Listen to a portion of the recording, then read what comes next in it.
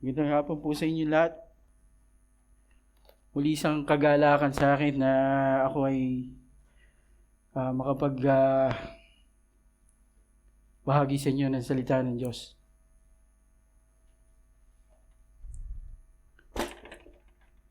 Isang kagalakan na makita kayo, bawat mga kapatid na nandito, nagpapagal at nagnanais na makinig ng salita ng Diyos sa ating mga pag-aaralan sa araw na ito.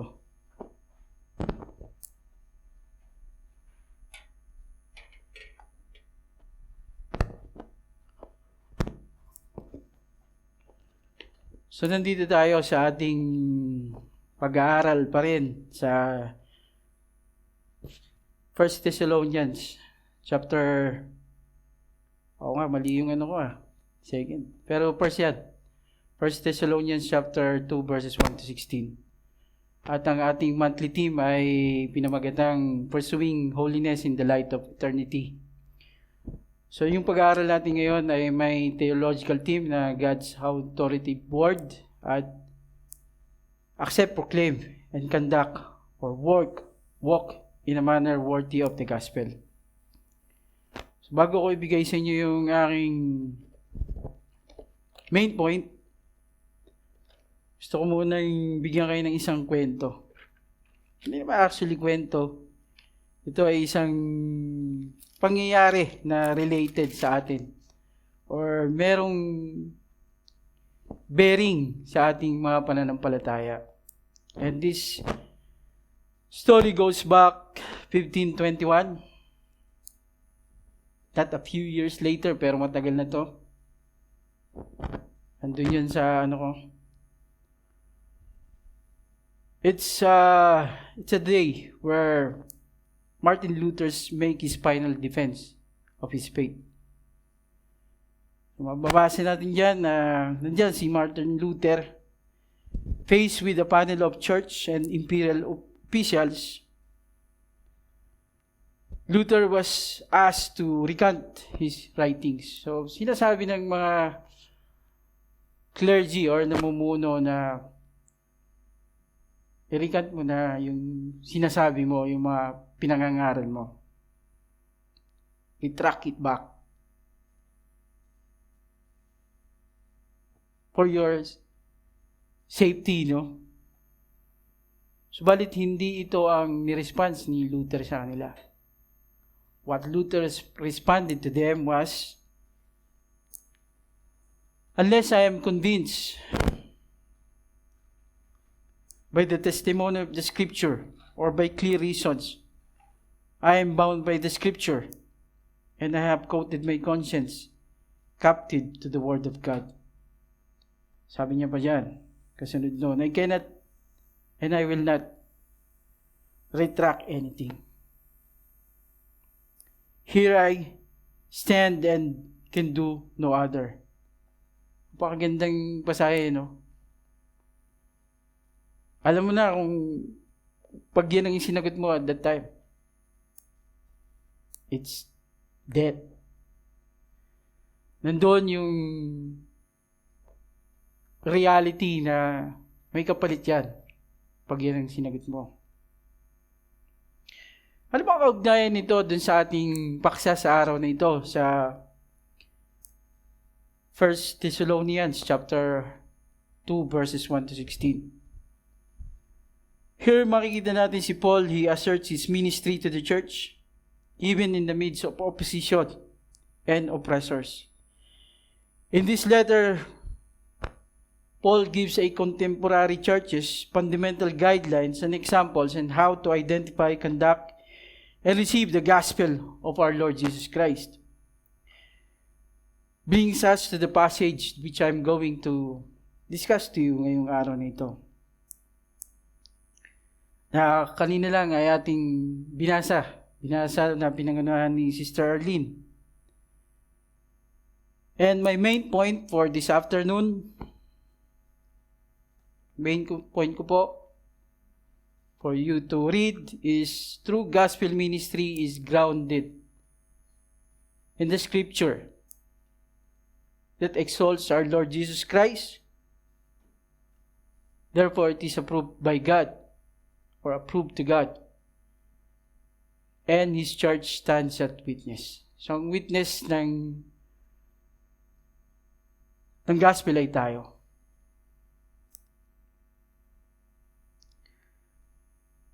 So, bago ako nga pala mag-umpisa, let us pray first.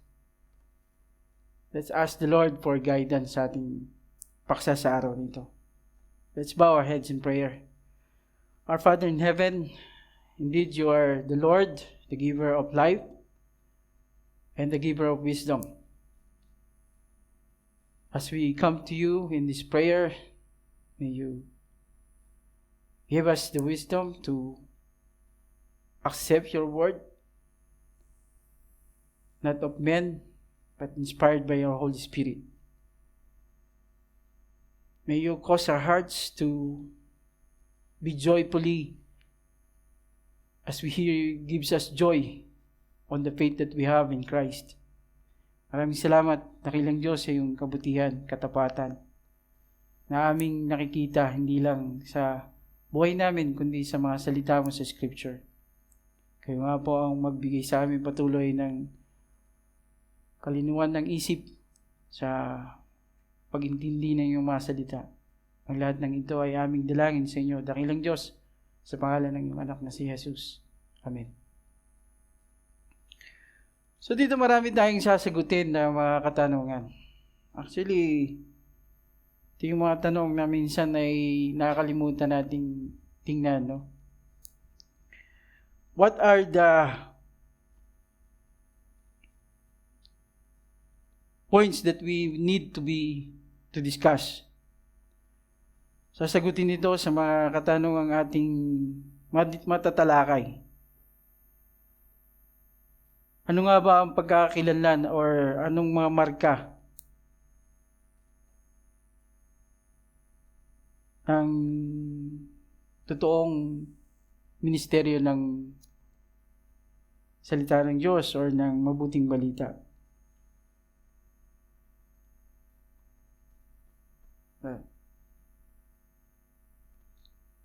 So, a gospel, ito po yung subpoints ko na ating titingnan. It is a gospel-centered ministry. It has a heart, which is the heart of the ministry, and reception of the ministry. So, yan yun. Diyan ko dinivide yung pag-aaral natin ngayong araw na ito. Gospel-centered ministry, heart of the ministry, and reception of the ministry. From last week, napag-aralan natin yung diniscuss sa atin ni Pastor James.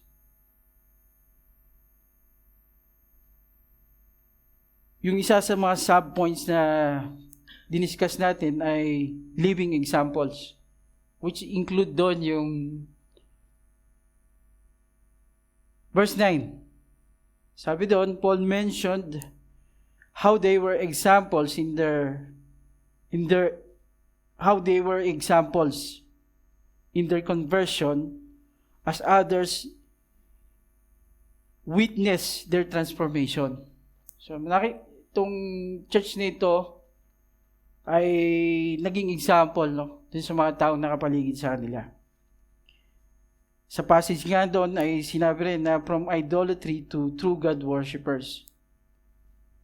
At dito natin titingnan yung continuation ng ating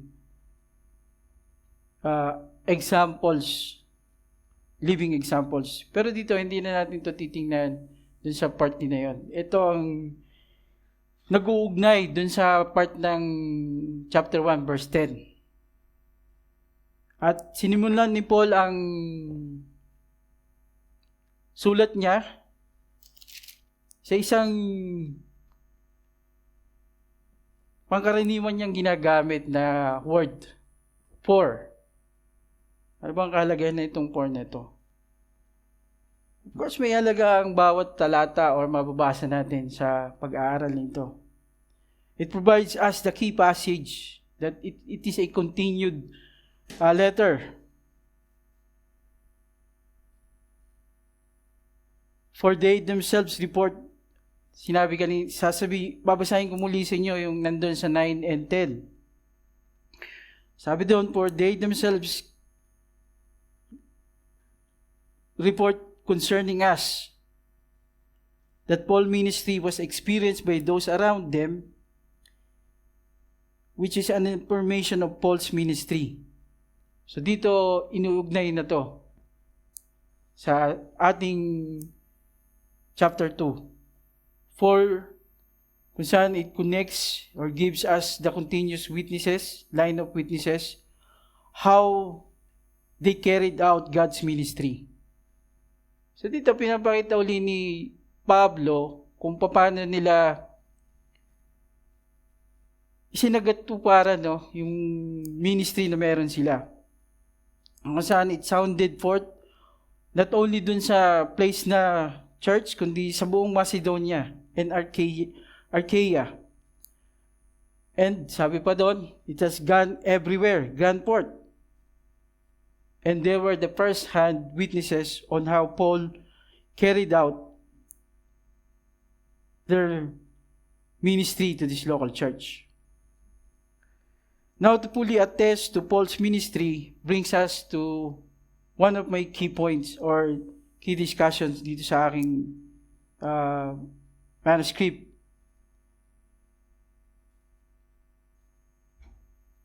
Know yourselves. Mahalagang isang word again. Kanina for, ngayon, know yourselves. For you know. Bago yung yourselves, tingnan muna natin yung word na to. Know, Paul appeals to a shared experience. Isa tong hindi ordinary sa kanila. They have a union of experience. Reminds the Thessalonians that his preaching was authentic. And for themselves, they can attest.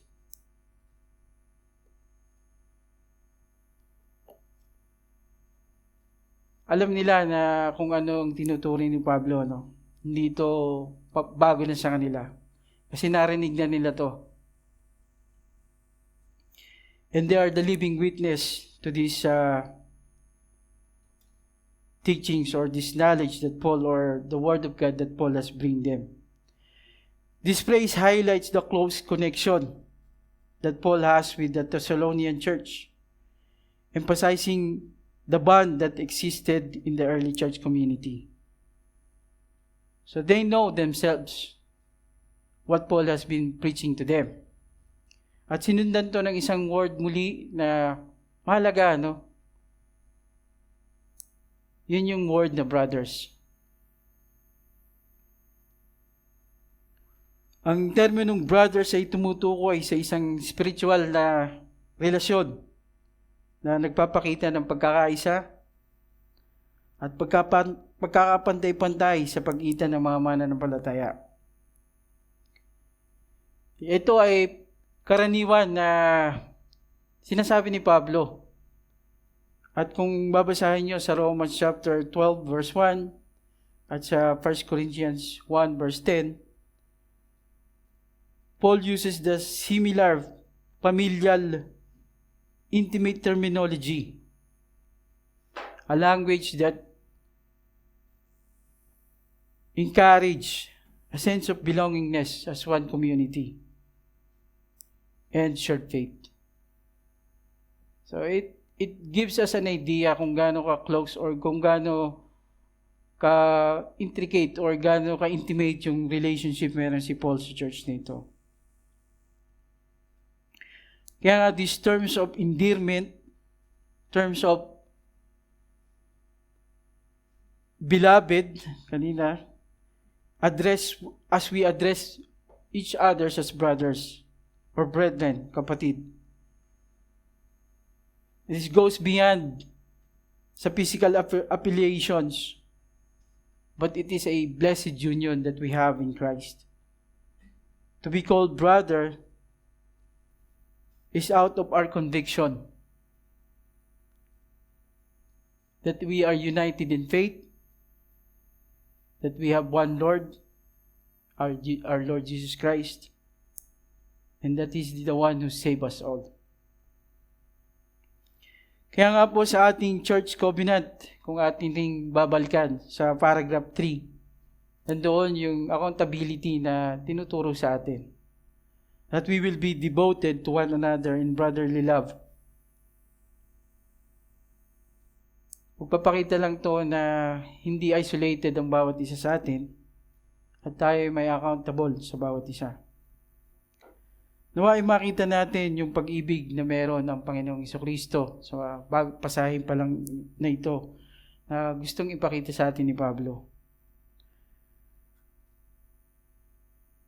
Kung bakit ang bawat isa sa atin ay umattend sa tuwing Saturday ay hindi lang para magkita-kita. And that is that we will worship our Lord Jesus Christ. Sa ating pag-awit pa lang kanina, it shows that Christ is the center of our worship. And His gospel is the means by which we are growing in our faith.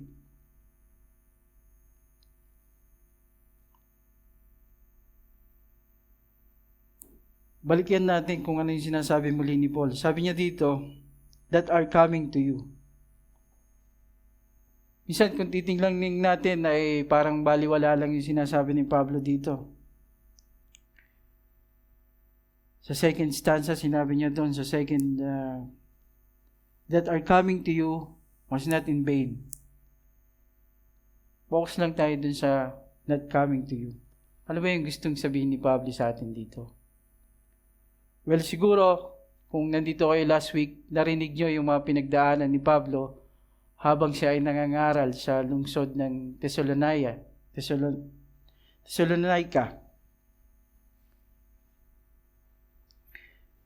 Nandoon sila ni Silas. Where Paul preaches in the synagogue for 3 Sabbaths, arguing from the scripture that Jesus is the Messiah,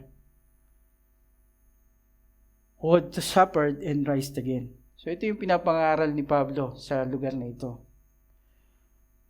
Subalit maraming mga Greeks or prominenteng babae ang sumama sa or kinilos ng Diyos para sila ay samahan. Subalit meron ding karamihan na hindi ito ang nais, kundi maglikha ng kaguluhan. Sa part pa nga noon ay nadrag si Jason. Isa sa mga kasama ni Pablo sa paglilingkod. So hindi madali yung are coming to you dito sa part ni Pablo. Sila ay may pinagdaraan ng mga persecution or oppression. Subalit, hindi ito naging walang kabuluhan, no? Kaya nga sinabi dito ni Pablo sa susunod na ating titingnan was not in vain. Siguro kung sinabi lang in vain or vain, tayo ay ma-alarm, no? Pero don't be alarmed. Ang sabi niya doon, not in vain. Ano bang kahulugan nito sa ating pag-aaralan? Nag-given na dyan, no? It's a fruitful ministry. The word was means has to become. In its original Greek, ay sinasabi nitong has become. Maganap. Kung ito ay i-join nyo dun sa word na vain, not in vain, formulates a strong statement. Kasi kung vain lang, it means kenos or signifies empty or without results. Paul, by asserting it was not in vain, presents a strong substantial evidence of his apostolic ministry. Affirms that even when service entails much conflict or sufferings, the outcome is worthwhile. Isa lang yung nais ipakita dito ni Pablo. Hindi po walang kabuluhan ng kanyang pagpapagal or sa mga pinagdaraan niyang opresyon. Despite being forced to live prematurely, tandaan nyo na sa Acts 17 ay prematurely silang pinalayas, no? Dahil sa pangangaral ng salita ng Diyos. Subalit ito ay nagresulta ng pagbunga o pag-usbong ng mga mananampalataya sa lugar na ito. That they were actively being transformed by the gospel that was preached to them. Pointing us to chapter 1, verse 5. Because our gospel came to you not only in word, but also in power and in the Holy Spirit with full conviction. Nag-produce po ito ng mga mananampalataya sa lugar ng Thessalonica. At siya nga yun yung mga sinasabi nitong, you know yourselves. Behind doon ay may mga opposition. Subalit ito ay hindi naging hadlang para sila ay ma-convert. Dahil nga ito ay hindi salita ng tao lamang. Because ito ay salita ng Diyos. Kaya nga po mga kapatid, no, pagkamat tayo ay kukunti sa araw nito, subalit nawa ito hindi maging discouragement sa atin. No? Makita natin na ang patuloy na pakikinig ng salita ng Diyos ay may malaking kabuluhan sa ating paglagaw sa pananampalataya.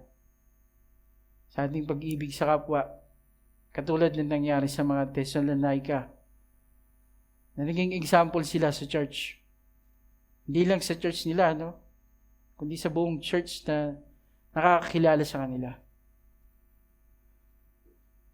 Alam natin na marami tayong mga scheduled ministries, no? Katulad ng ating equipping class, sa ating prayer meeting, service review. These are not walang kabuluhan. These are all being used by God. Same as what is being presented to us by Paul. These are not all in vain. But these are means by which our faith are being sharpened. That our character is being molded in the likeness of Christ. Paul's public engagement were not merely speeches. He has exposed them. And you as well. Kaya tayo narito, no? Pinapakinggan natin ng pasahing ito sa salita ng Diyos.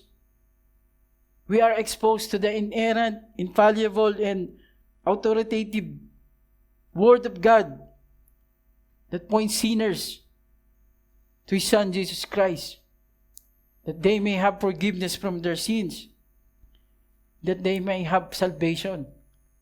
Ganito po critical yung sinasabi dito ni Pablo, no? And they are witnesses of this wonderful miracle that happens to this church, bringing sinful men and women to the cross of Christ as their Lord and Savior, which is the only provision for our forgiveness. And that is our Lord Jesus Christ.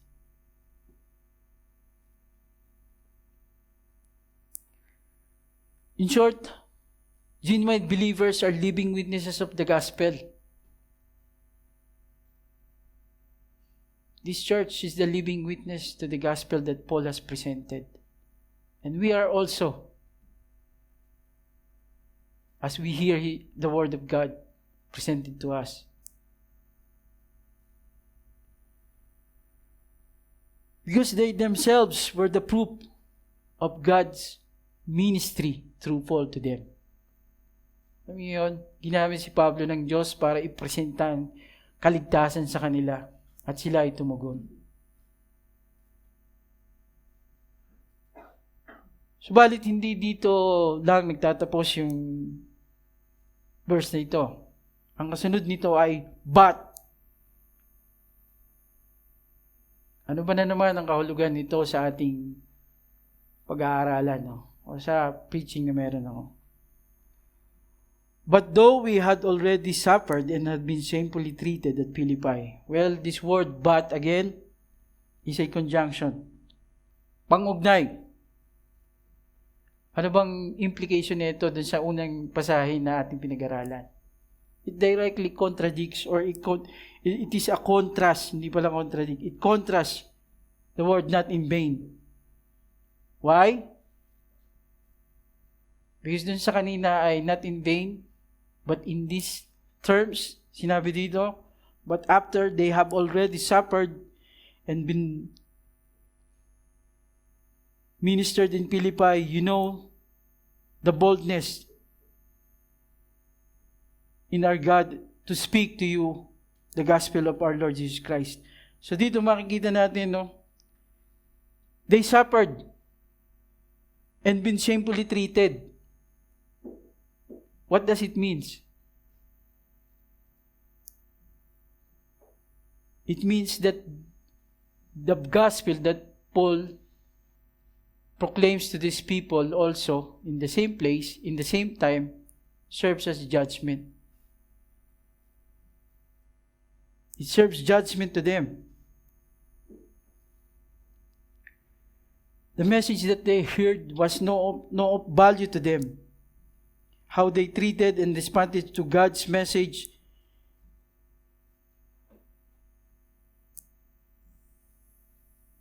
which they persecute those who presented this gospel. So kung dun sa mga Thessalonian church may value ito, pero dun sa iba ay wala.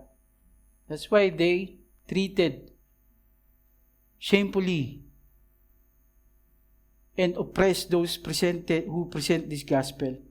And doing that, as they do that, they also resisted or they rebelled against the one who sent this message to them. And that is God Himself, who gave or sent the message to Paul to proclaim.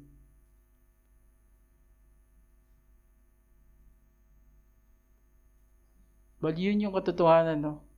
It works two ways. For the others, it is not in vain. But for those who are perishing, it is vain for them. It is judgment for them. Makikita natin yon sa Acts chapter 16, verses 19 to 24. When Paul and Silas were seized, when they were dragged before the authorities in Philippi, angry mob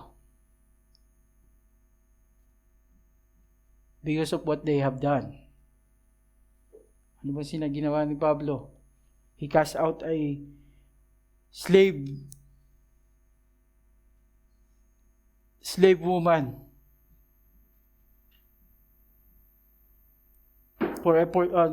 he cast out a demon from a fortune-telling girl. At ang nangyari dito ay they were beaten and they were imprisoned. Paul suffered in Philippi for the sake of the gospel.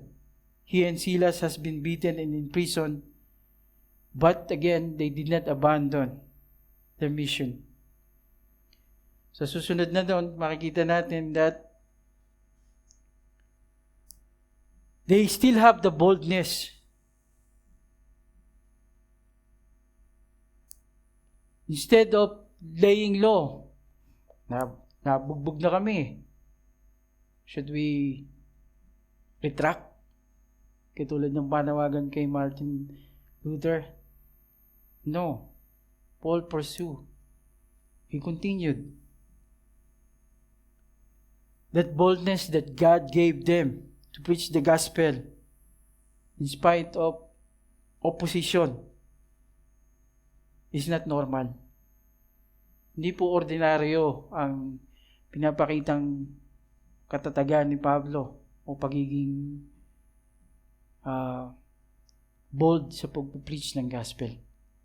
Kung siguro ako lang yon, bugbugin ka, tayo lang yon. Tama na, no? Masakit eh. Mahirap. But since God is the source of this boldness to preach to them, make us wonder and praise God, for it is a supernatural act of God. Amid surmounting opposition and affliction, still the gospel will be preached. Ganun po awesome ang ginagawa ng Diyos sa buhay ng isang faithful ministers of the gospel.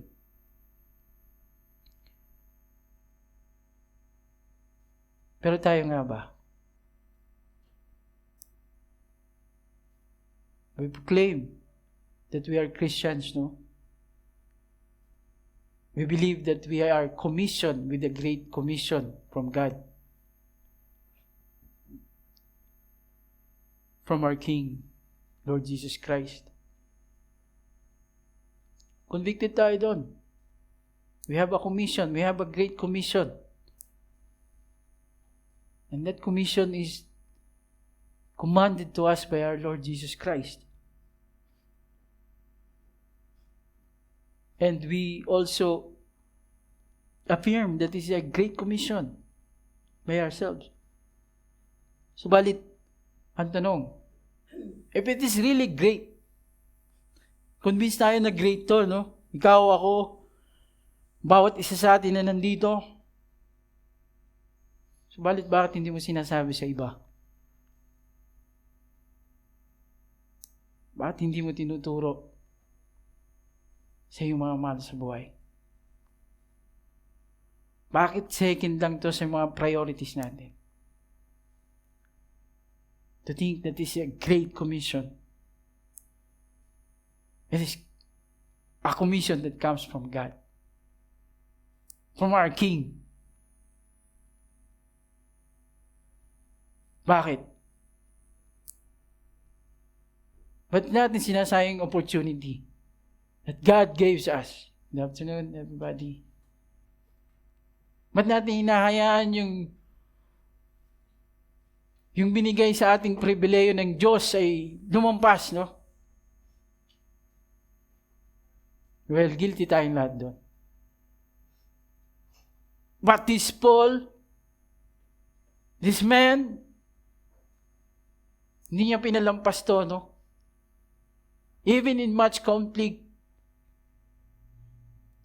So good. It does not deter him to tell about the wonderful and majestic love of God in Christ. Subalit tayo, no? We are convinced. Ask ourselves. We are given a commission. And the King has commissioned us as Christians. Hindi ko po sinasabing hindi mananampalataya, no? Ano lang to? Limited lang to sa mga mananampalataya. This commission. Not all. And yet, what do we do? Alam mo yun, sa ating opisina, sa ating kamanggagawa, sa ating mga kasama, kaibigan, ka-basketball, ka-biking, kakilala, ka-carpool. Why we haven't not shared it with them? If this is a great commission. Paul is giving us an example to imitate, no?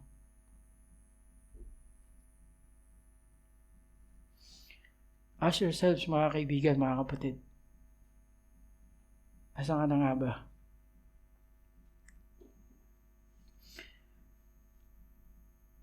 Then we go to verse 3. For our appeal does not spring from error or purity or any attempt to deceive. Magandang yung word uli dito na for, no? Connects again to the last verse that binasa natin. Well, ang titingnan natin dito ay yung word na appeal. appeal which is also mentioned in chapter 1 verse 5, retelling about this appeal of Paul. This appeal is rooted in the Word of God. Of course, this is the gospel. Our gospel came with power, with spirit. You receive it, verse 1 to 9, that they turned from idol worshippers to God, true God worshippers. And nandito na tayo sa ating nakaraang 2 verse. Our coming to preach wasn't empty. We spoke the gospel boldly despite many conflicts. At dito sa verse 3. Therefore the appeal preaching did not came from error or impurity or deceit. Witness dito ang Thessalonian church. Alam nila na Paul was not deceiving them. Because it is grounded. Sabi sa verse 1, no? It is the gospel of God. At sinabi rin dito, it is the word of God. Verifiable from the text. From what is Paul is preaching is all about. Here in verse 3, our appeal, he is specifically pointing back to the public proclamation of the gospel of God. Dun sa verse 2, sa 2 verse 2, chapter 2 verse 2, which was introduced to them sa chapter 1 verse 5. So dito pa lang sa verse 2, makikita na natin, no? Sinabi niya dito, that God is the author or the source of this appeal.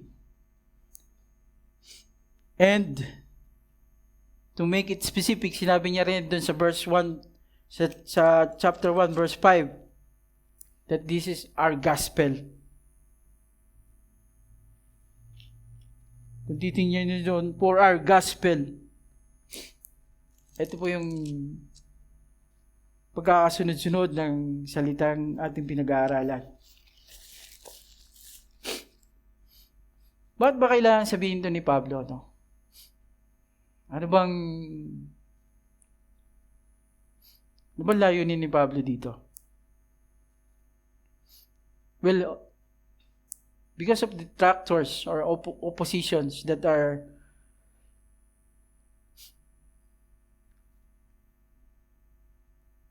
accusing Paul. Na-accuse nila si Pablo.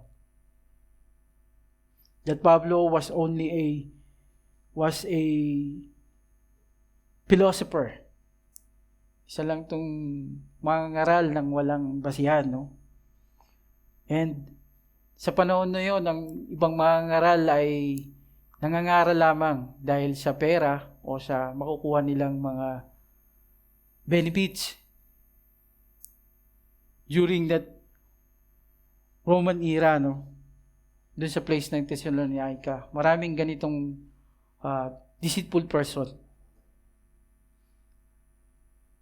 But Paul continues. In his statement, sinabi ni Pablo, kung i-rephrase ko sa inyo, remember what we actually did. We preached the gospel while suffering. And you saw the power and life-changing as it continues. Kung ito ay, sinasabi lang ni Pablo na kung ito ay kuro-kuro lamang o may pansarili lamang akong layunin,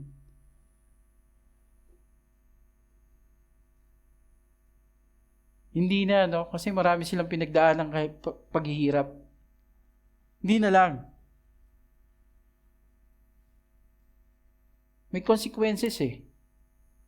Kahit naman tayo, no?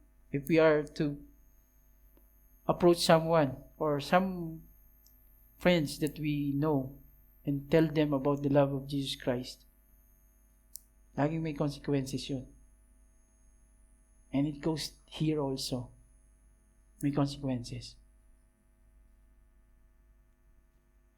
Yet they themselves saw the power of this appeal. this word of God to themselves. Kung kaya naunawaan nila na si Pablo ay hindi nagsasalita lamang sa kanyang pansariling karunungan, no? At sa pansarili niyang mga layunin.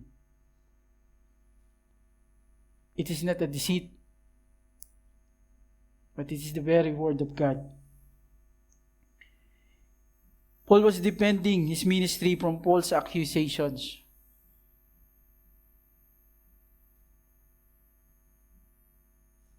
Kung ating ang babasahin sa chapter 17, kung babasahin niyo yan, Paul's visit to the Thessalonica ended in riot. Kagulo doon. Kita niyo na, pag nag-share ka ng word of God, consequences, they either accept or reject. And in this part, ano nangyari? It ended in riot. Bigat, no?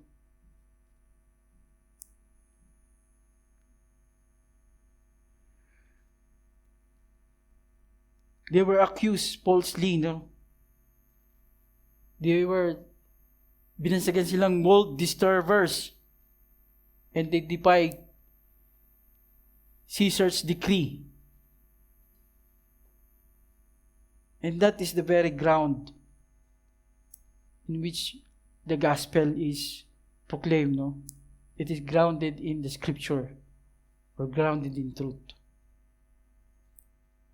Yan yung gustong i-message sa atin dito sa verse 3.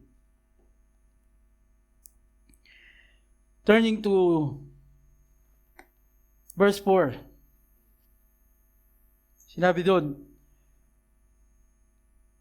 again, meron tayong may encounter na word ulit dito, but.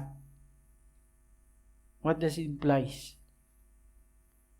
Again, it contrasts to the motives that to discredit Paul. This was to indicate Paul's separation from Paul's teachers. Pinapakita lang dito sa atin, sa verse na to, na Paul separates himself from this mapagpanggap na mga mangangaral, no? And to strengthen Paul's point, sabi niya dito, this has been approved by God. What is the implication ng being approved by God? Well, kanina pa sinasabi ito sa atin ni Pablo, no? Kung sinundan niyo yung verse 1, 2, 3. That genuine believers are living witnesses of the gospel. That is why it is approved by God.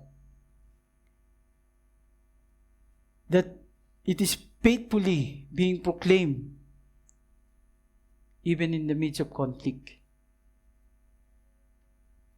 Kaya po ito'y kinakasihan ng Diyos dahil ito ang salita niya. That His gospel is being faithfully proclaimed. And it is grounded in truth. Nakatayo po ito sa katotohanan. Hindi po sa kaalaman lamang. And dun sa verse 4 and 5, 5, it is tested and acceptable to God.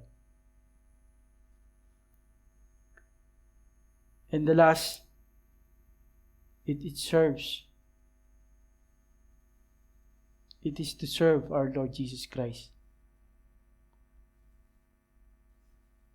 Paul and his cohorts were depicted as faithful servants or stewards. Kaya nga sinundan yun, no? Approved by God. And so we speak.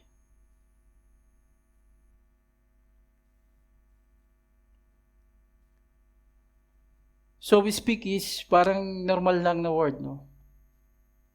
So we speak. At sinasabi ko sa inyo. Well, hindi lang po normal itong pangungusap na ito or yung passage, itong group na to na sentence. So we speak is an ongoing or habitual action. Ito po ay continuous. Hindi po itang one-time event. So we speak, nandoon yung consistency. Andoon yung continuous way of saying the Word of God. Back up by what? By the manner of which they live. Parang tingnan lang natin, ganun lang yung word. Pero it gives us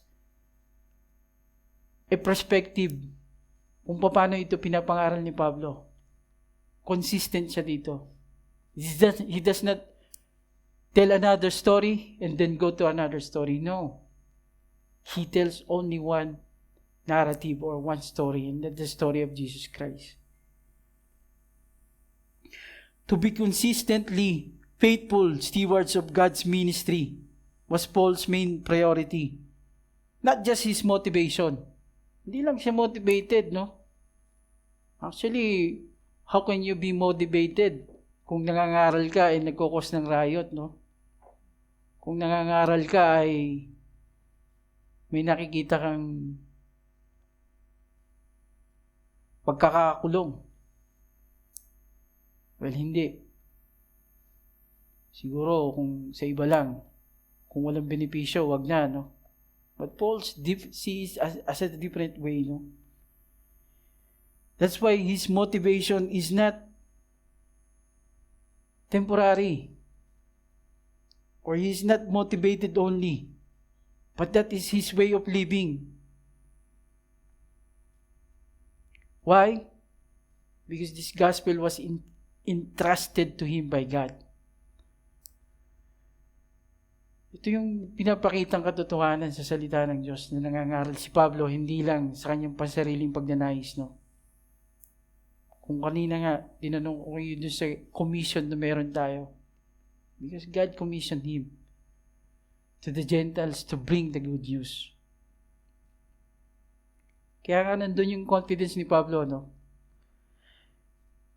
The reason that you can bank your eternity on this gospel is because this message or this appeal is not to trick you or not to tickle your ears, no? Or gives you empty promises or baseless evidences. But he was approved by God. Why? Because Paul has no other motives than to exalt Jesus Christ, our Lord, to the praise of our God. He lives before God's testing eye and endured suffering instead of flattery for the cause of the gospel. So malinaw, no, yung nais na makita sa atin dito. Nabubuhay si Pablo sa paglilingkod sa kanyang Panginoon, no? Para luwalhatiin ng Diyos. So paano natin to titingnan muli? Nandun pa rin tayo sa ating main point, no? Gospel-centered ministry. For we never came with words of flattery, as you know, nor pretext for greed. God is witness. So ito yung verse 5, kung inyong susundan at binasa dyan. Again, repeated na to, no? Paulit-ulit. Ano bang kaugnayan muli ng word na for? Or pang-ugnay?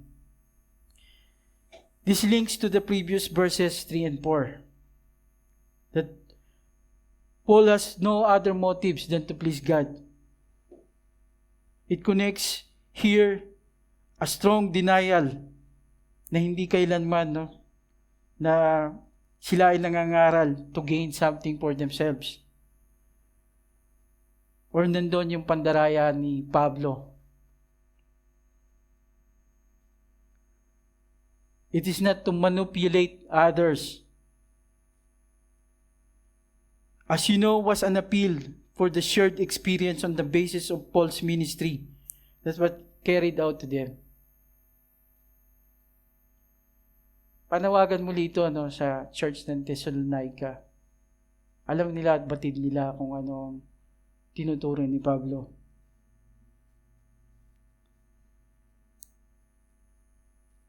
They are again citing, Paul is again referring to the declared gospel of God, which is rooted again in chapter 1, verse 5, that the gospel came to them. Not to extort, but to exhort. Not of personal gain, but of spiritual gain. That there are no hidden agenda for Paul, which are exposed to God.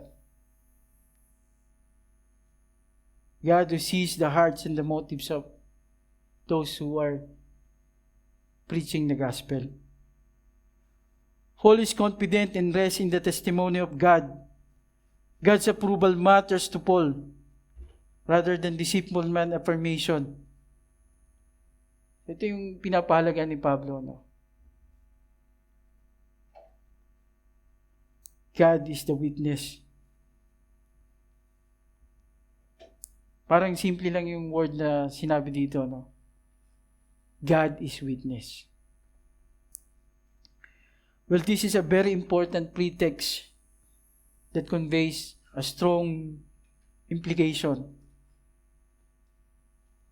Ano po yung ibig sabihin dito? It is a solemn oath before God.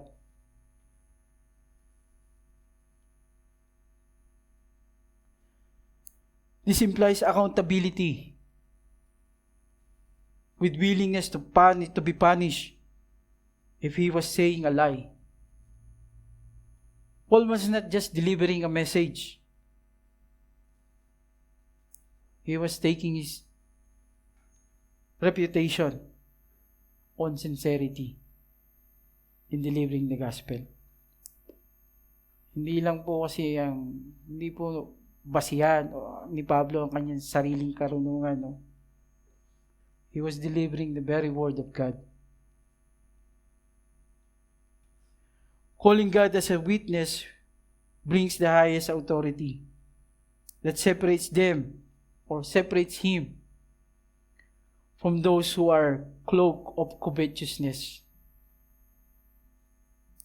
At that time, maraming nga kasing nangangaral. Maraming nagpapanggap. Subalit si Pablo ay hindi kasama nila. Sinasabi niya sa Thessalonian Church, God approves my ministry, and He is the one who is witness to the hearts of Paul. He does not hide on the mask of greed. Paul declares that he has no such mask. Hindi po nagmamaskara si Paul or sheep of wolves clothing. Wolves in sheep's clothing. Hindi po. Paul is stating that he is sincere. He has a sincere heart when he ministers to this church. Bring us to my second point. A heart of the ministry. Ano bang nais na makita natin dito?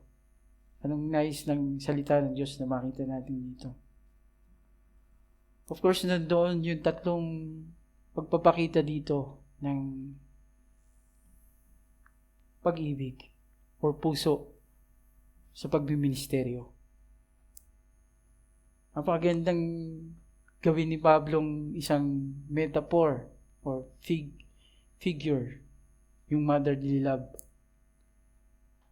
Mababasa natin yan sa 7 and 8. Started with the word but.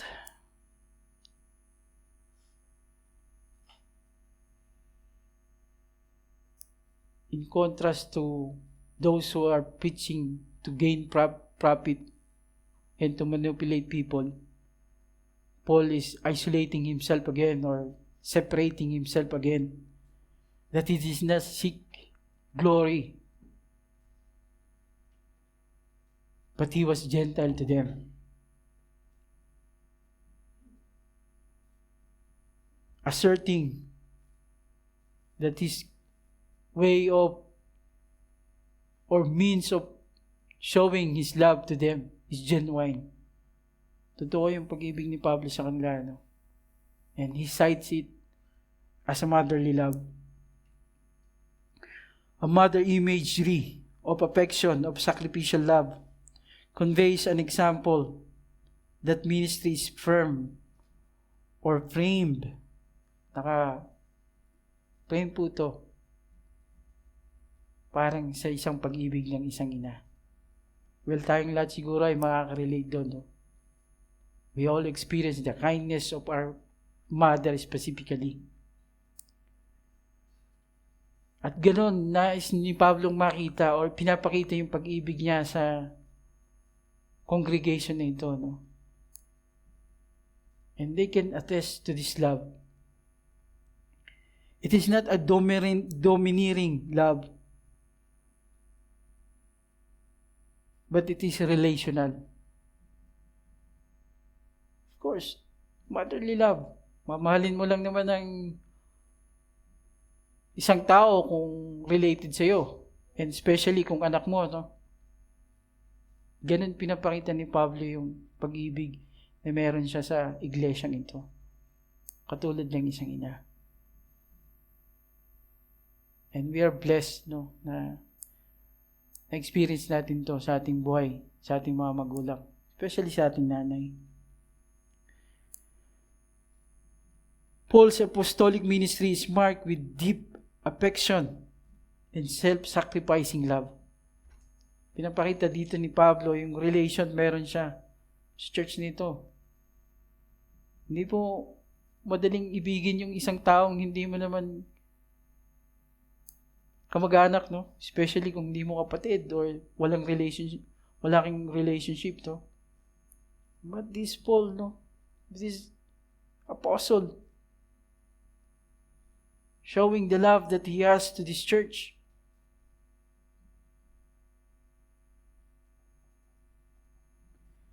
Not only the gospel, but our own selves as well. Hindi lang sa binabasa or sinasabi niya o pinapangaral niya, but telling them or giving them an example that his ministry is not motivated in selfish ambitions, but it highlights a self-sacrificial love that separates him from exploitative, those traveling philosophers sa panahon ng Greco-Roman world. Yet, Paul's ministry reflects a nurturing aspect that is rooted in God. Mababasa niyo yan, mga kapatid, mga kaibigan, sa Isaiah chapter 66, verse 13, where God comforts His people as a mother comforts His child. Sa verse 9, makikita natin dito, for you remember, sabi sa ibang translation, for you recall, again, ginamit na naman ni Pablo yung word ng brothers, no?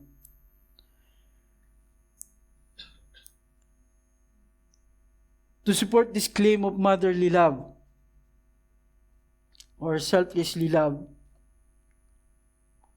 to validate this claim, Paul uses the word labor and toil, emphasizing that their work is for their sake,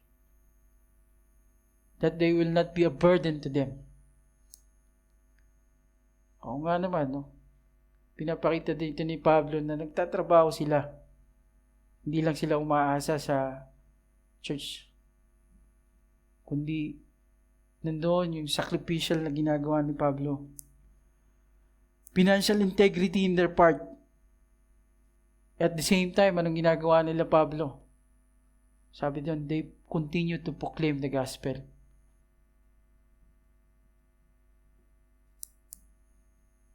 Titingnan natin, no? Pakihirap ng ginagawa ni Pablo, no? He works day and night.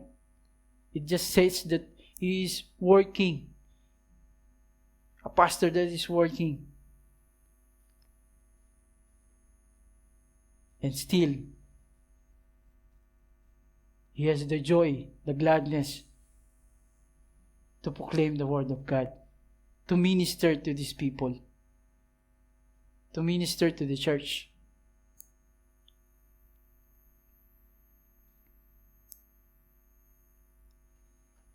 Being passionate is knowing that his labor is not in vain. Ganun na lang ka-passionate si Pablo kasi naunawaan niya, na hindi walang kabuluhan yung mga ginagawa niyang pagpapagal para sa simbahan ito, sa iglesyang ito.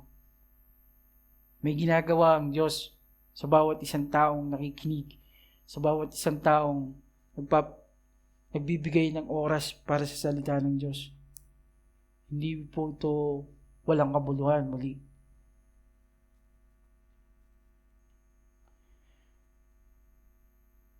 But his reward is in heaven. Yun yung reward na meron sa mga ginagawa ni Pablo. Just to remind us na the works we are doing for the church has rewards. This is not forgotten by our Lord.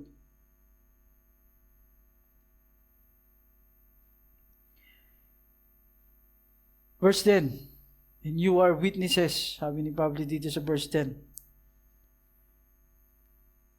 Kung kanina sa verse 5, sinabi doon, God is witness. Dito yung transition. Pakilipat nga Tinora. For our witnesses. Verse 10 na. Okay, sorry. So verse 10 na tayo. Sabi dito, you are witnesses. Yun nga, kung kanina sa verse 5 sinabi doon, God is witness. Dito yung transition, no? You are witnesses. And God also. This gives the openness and honest appeal of Paul to draw the Thessalonians' personal experience of his behavior. So, pinapakita lang muli dito ni Pablo, sila yung makaka-attest sa kanyang ministry. Hindi yung ibang tao, hindi yung tao sa labas, kundi yung tao sa church. In ancient legal conditions, where several witnesses are needed to demonstrate truth, this appeal to witness was a regular procedure. So normal to, no? When you call to affirm what you're doing is proper and according to the Word of God. At paano ito binakapan ni Paul? Calling them witnesses. Paul lists 3 godly traits to back up his appeal. Dinala muli ni Pablo sila kung anong klaseng karakter or katauhan meron si Pablo. At ito yung holiness, righteousness, and blameless. These are 3 godly traits. Sa ating pag-aaral sa 1 Timothy, ito yung conditions ng isang overseer or ng isang elder or pastor.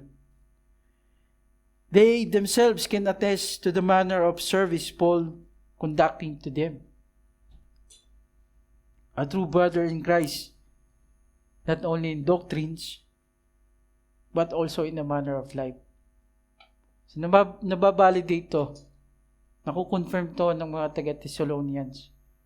Paano nag-conduct si Paul sa kanila, sa kanyang pag-serve sa kanila. How he live out the gospel. At ito yung challenge sa atin, no? Bilang magkakapatid sa iglesia. Bilang pinag-isa sa Panginoong Jesucristo. May these qualities reflect whom we are serving. No? makita to sa ating buhay. Na tayo nga ay binago ng Diyos according to the image of Christ. That's our main goal. To please God. And thereby we are conforming to the image of Christ.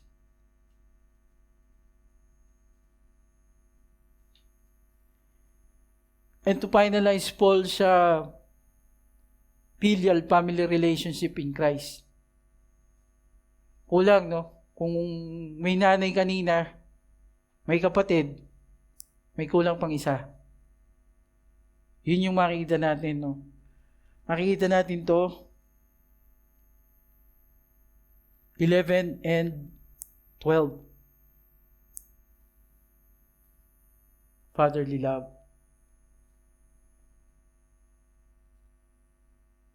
How blessed na yung ma-experience mo yung pag-ibig ng isang ina sa pamamagitan ng pagmiministeryo ni Pablo.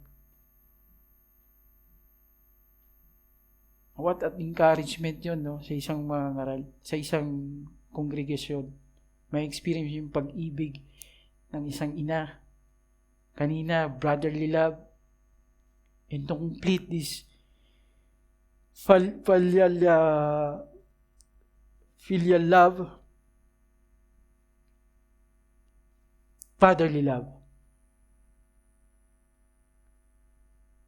We exhort each of you. So, nandun yung continuously exhortation ni Pablo sa mga Thessalonians, no? At that gives us encouragement also that Paul is to plead or comfort this Thessalonian church.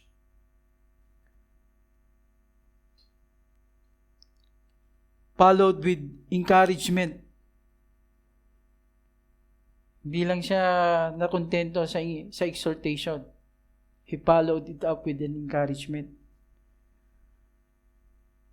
Encouragement is to comfort, to console, and to exercise a gentle influence by words. Yun, minsan ang nakakalimutan natin, no? A gentle influence by words. Well, it's a reminder for all of us. Words can hurt. And sometimes we don't care kung anong sinabi natin, no? Words means a lot. Especially when we use it to just serve. Or we don't think about using these words. Sa Proverbs, nasusulat nga doon, sinabi doon, a gentle answer turns away wrath, but a harsh word stirs up anger. Or foundational to. Foundational wisdom that we should be accountable din sa ating mga sinasabi, no? Makikita natin dito yung sinasabi ni Pablo, he exhort and he encourage. Ask ourselves, do I encourage my brethren? Do I exhort them as I should? As commanded to me by God? Kadalasan nakakalimutan natin yan. May it never be, no? Because that is one marks of the fruit of the Holy Spirit. Galatians 5:22 to 23. Kindness and gentleness. These are two marks of the fruit of the Spirit, which we often neglect. Well, I am guilty, and so are you.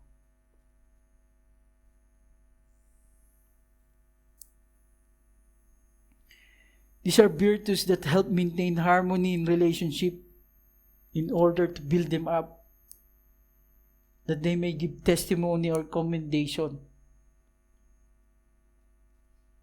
that one can vouch, indeed, I see Christ in him. Alam mo yun? Wala pa siguro nagsabi sa kapatid, siya sa mga kapatid natin, nakita ko sa si Kristo. Nakita ko yung pag-ibig ni Kristo sa iyo. Here, the Thessalonian church can attest that they see the love of God, the love of Christ in Paul, and how he nurtures them, how he toiled for them, and how he encouraged and exhort them is a reflection of a Christ-likeness character. This is my prayer for every one of us here, no? Maging salamin tayo kung sino si Kristo. May we reflect the image of Christ. May our words be sweet and appealing, not to the ears of, but to the Lord our God.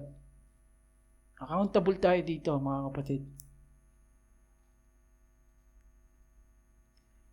This brings me to the last point of my preaching. Reception of the gospel.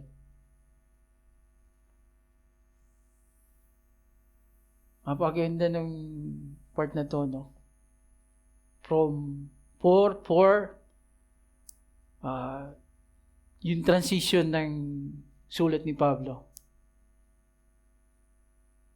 Dito sa 13, mababasa na natin yung prayer, yung thanksgiving prayer ni Paul.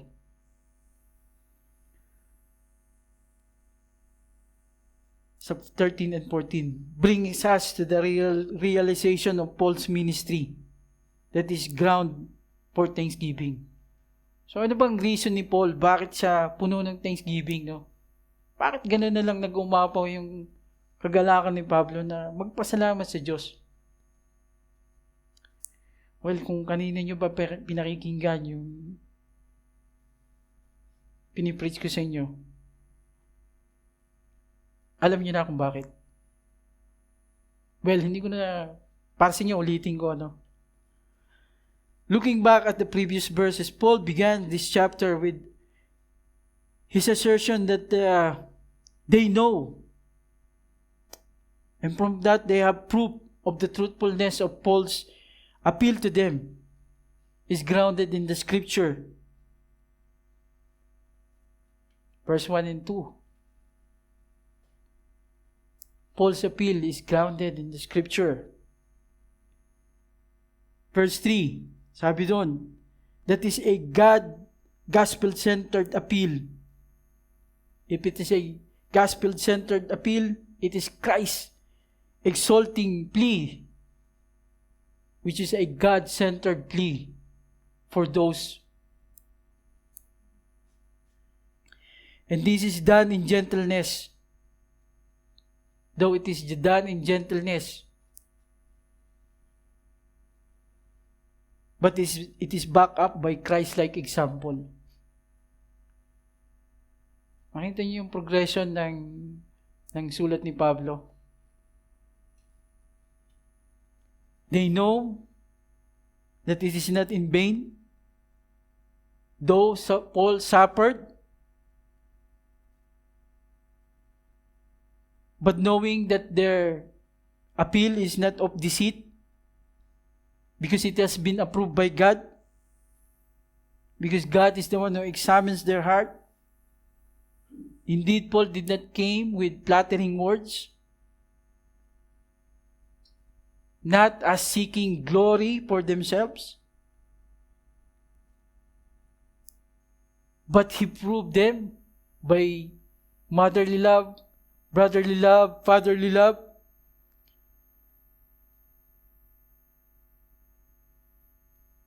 And it displeases Paul to impart not only the word of God, but their lives. And this affection is rooted in the relationship that they have in Christ. And indeed, God witnessed to all of this.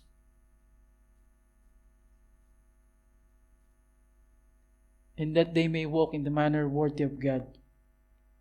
Yun, kung bakit nagpapasalamat si Pablo. They receive the Word of God as it is the Word of God.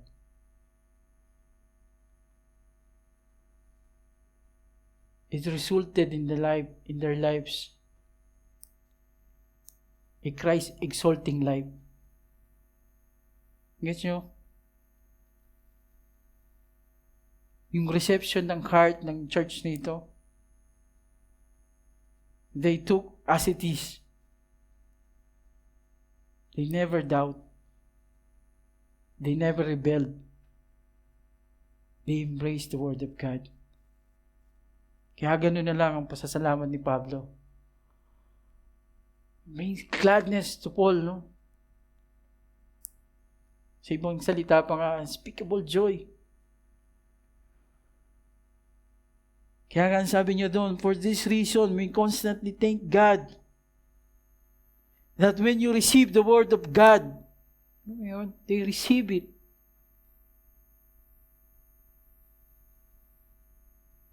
And it changed their lives. It changed how they deal with one another. It changed how they minister to one another. It changed the way how they conduct themselves in and out of the church or in and out of the places they worship together. That's an evidence of the power of the gospel of God that is at work at these people. Kaya what Paul is saying to them,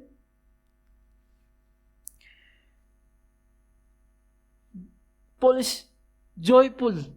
Ginamit siya ng Diyos as an instrument of His message.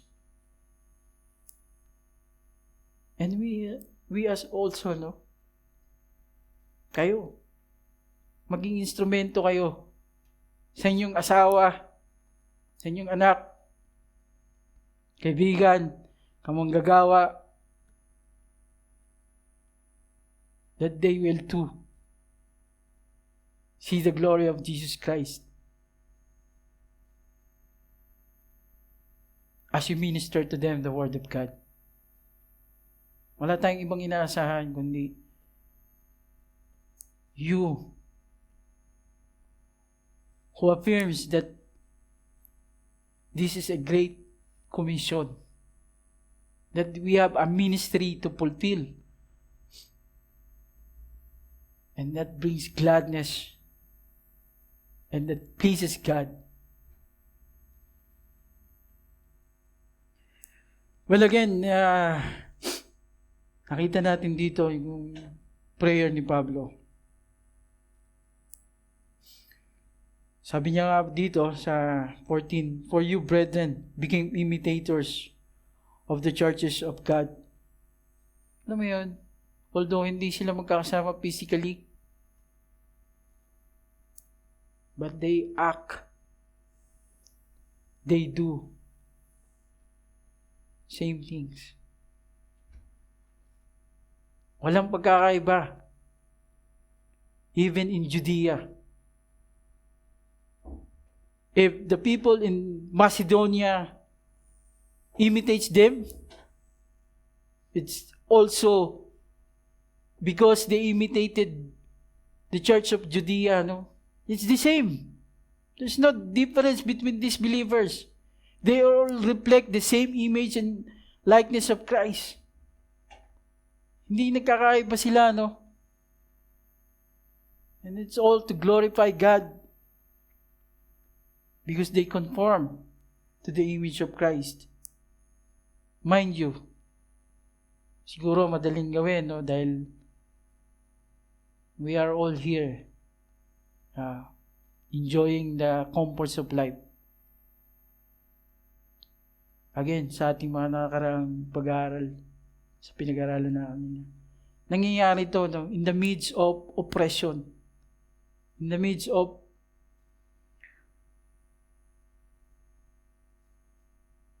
opposition. Hindi lang ito nangyayari in good times, no? These are all happening when there is what? enemies of the gospel. Yet it did not deter them, did not deter Paul to proclaim the word of God to these people. Ganyan yung pag-ibig ni Pablo na meron siya, no? Because Paul knows that this gospel message is the only hope that they have. It is where, sinabi pa nga doon, it is a testimony of what Christ have done on the cross. Because He who suffered, bled, and died in the hands of unlawful men for our sake, that we may have forgiveness through faith in Him, we were reconciled to our Father in heaven. It is a testimony kung ano yung ginawa ni Jesus Christ.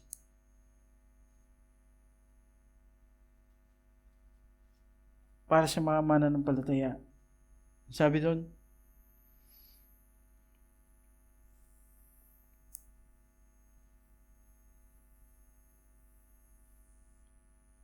sa 15, who both killed the Lord Jesus Christ and the prophets and drove us out. Well, ito yung isang warning dito sa passage din ito.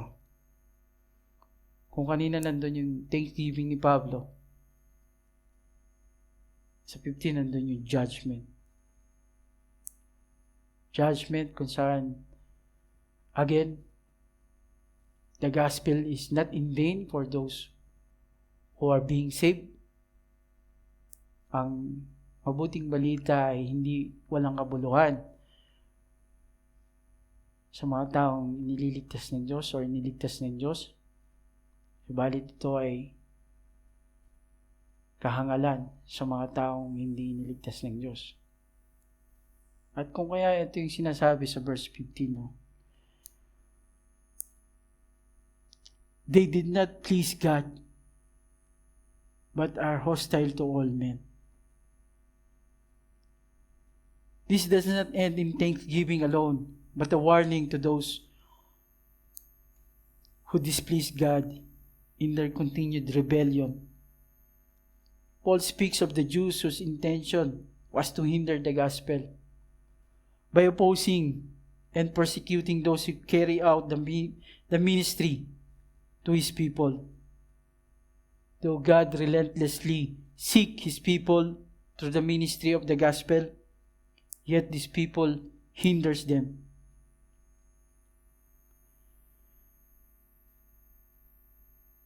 They reject the gospel. In other terms,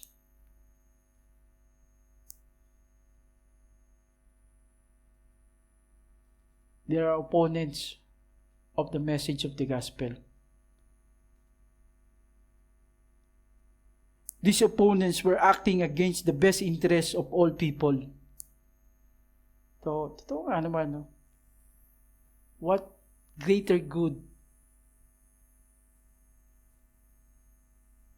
for one to do is to present them the gospel.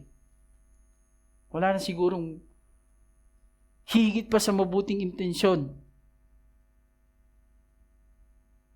sa ating lahat dito, no? Magiging mabuti kang ama, ina, anak, tapat na manggagawa. Hindi ito mahihigitan yung intensyon na impresenta mo sa kanya yung mabuting balita. It's true. That's the greater good that one can give, the greatest love that one can share. Share the gospel. Kasi alam mo kung what awaits those who will not receive the gospel of God, those who will not hear the gospel of God. They await what? The wrath of God brings them to hell.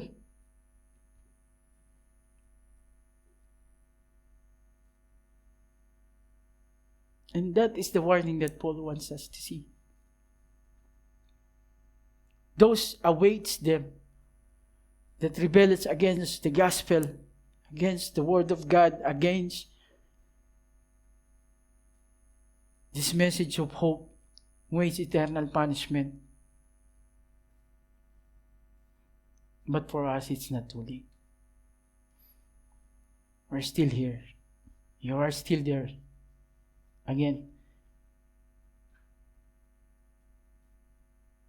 this message of hope, you have to receive. I plead to you.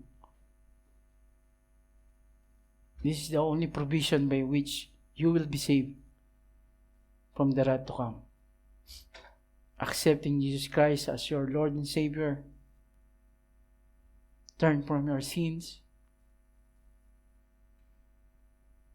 and live a surrendered life to Him. That is the power of the gospel that changes all of us. Again, our main point, through gospel ministry, is grounded in the scripture that exalts our Lord Jesus Christ. Therefore, it is approved by God. And we, so is the Thessalonian church, are witnesses to this true gospel ministry. Let's bow our heads in prayer. Father in heaven, Almighty God,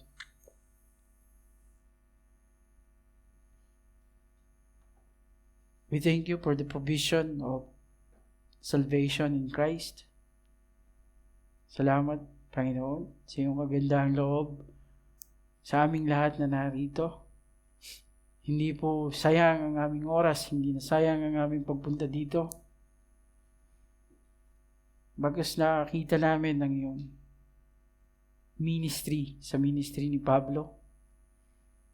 Ang pag-ibig na meron ka sa bawat isa sa iyong iglesia. Ang paglakad, ebidensya bilang mga kawangis ni Kristo. At ang kaparusahan na naghihintay sa mga taong tumalikod sa iyong grasya ay may fulfillment. Dalangin namin sa aming lahat na narito, Panginoon. Mabuhay kami ng ayon sa iyong salita. Lumakad patuloy sa linaw ng iyong grasya sa pananampalataya. Salamat, O Lord. Ito po ang aming samot dalangin sa pangalan ng Panginoong Jesus. Amen.